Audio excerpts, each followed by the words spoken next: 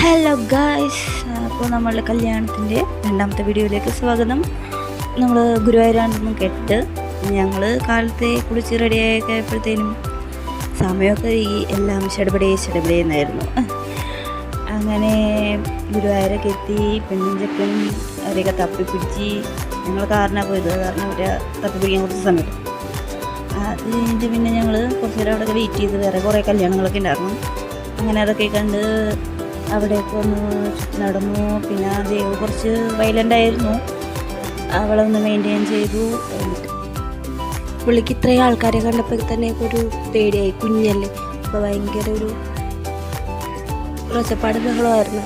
പിന്നെ നമ്മുടെ ചെക്കനമ്മേൻ്റെ സമയമായപ്പോൾ ഞങ്ങൾ അങ്ങോട്ട് കയറിയൊക്കെ നിന്നു.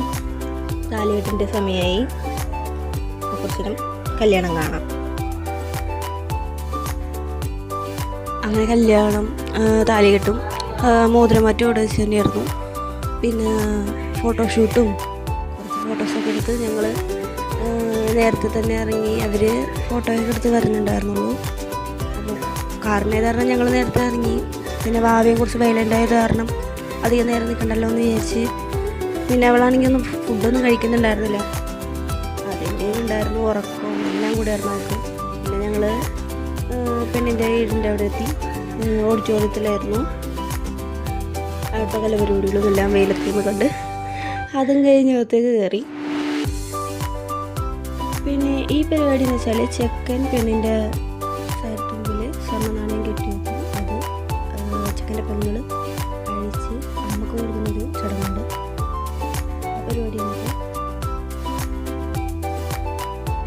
സ്റ്റേജിൽ വെച്ച് മാലയൊക്കെ അങ്ങോട്ടും ഇങ്ങോട്ടും ഇട്ട് കുറേ ഗ്രൂപ്പ് ഫോട്ടോസും എടുത്ത് അങ്ങനെ കുറച്ച് നേരം അവിടെ ഞങ്ങൾ വെയിറ്റ് ചെയ്തു. ദേവ് അപ്പം നേരം ഉറങ്ങുമായിരുന്നു. അത് കാരണം എനിക്ക് വീഡിയോസൊക്കെ എടുക്കാൻ പറ്റിയ ഒരു കുഴപ്പമുണ്ടായിരുന്നില്ല. ഫാമിലി ഫോട്ടോസാണ്. പിന്നെ നമുക്കറിയാമല്ലോ, കല്യാണത്തിന് പോയി കഴിഞ്ഞാൽ മെയിൻ പരിപാടി സദ്യയാണ്. അപ്പോൾ കുഞ്ഞുറങ്ങണ കാരണം ഞാനും ചേട്ടനും ആദ്യം കഴിച്ച്. അടപ്രഥമനായിരുന്നു പായസം. അതൊക്കെ കഴിച്ച് ഞങ്ങൾ ചെന്നപ്പോൾ അവൾ എണീറ്റ്.